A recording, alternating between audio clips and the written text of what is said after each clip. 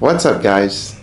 I wanted to film this video and congratulate you guys on being part of the best gym in the entire Louisiana.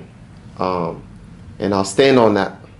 So, first off, wanted to give you guys an update for the month of February.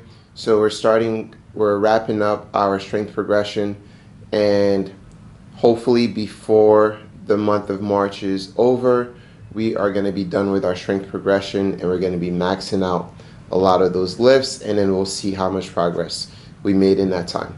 Hopefully everybody got super strong and it was a really effective use of these past 16 weeks at that point, and we can essentially say, okay, let's do another one later on in the year and get stronger again. So once the strength progression is over, we've been working and trying to find like what would be the next thing to keep us accountable and basically give our programming guidance so that we're not just doing random things every single day and every single week, and actually have some progressions behind it, and we can continue to improve that way. So we essentially created 6 metrics that are essentially going to tell us if you're improving or if you're not, right? And these metrics that we chose are really functional in nature, and basically if you do well in these metrics or if you improve in these metrics, you can essentially count on your quality of life to improve.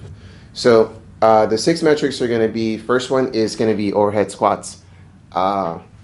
So overhead squats basically require a lot of ankle mobility, thoracic mobility, overhead strength, leg strength, right? So really difficult movement to do correctly, but if you do it, you do gain a lot of benefits as far as strength and mobility goes. So a second metric that we'll be using for our 6 metrics to track our progress is going to be strict pull-ups. The ability to pull your chin over a bar is really valuable and really demonstrate how much upper body strength you do have, right? We've been doing a ton of strict press and bench pressing, so it'll be good to see and to track what our pulling muscles are, where they're at essentially. The third metric is going to be a power clean. This just shows your ability to lift the weight and then use your hip extension and be explosive, right? I think power clean is the biggest indicator of athleticism that's out there, so we'll basically be testing that and seeing where everyone's at, and then have some metrics and goals that you guys can kind of shoot for. And then next one's going to be a 3K run. Got to be able to run, right? If the zombies come or the apocalypse happens, you got to be able to run to the store or run to that shelter or run to that bunker, or you can just go for a run because you like running. Doesn't have to be life or death, but it's good, so we're gonna run. And then the fifth one is 17.1. I don't know why, but when this workout was released, it was probably the most influential open workout that I can think of, because it just demonstrated a lot of, one, aerobic fitness and capacity, and also a lot of mental fortitude, because you got to work really hard and consistently to get through that workout.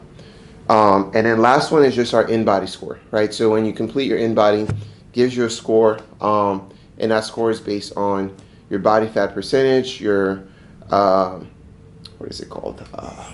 Skeletal muscle mass. Your skeletal muscle mass, and essentially if you can improve those, meaning get your body fat percentage down and increase your muscle mass, usually most of the time it reflects a good level of health. So that's going to be our 6th metric, and that's what we'll be working on for the foreseeable future until we find something else to challenge us.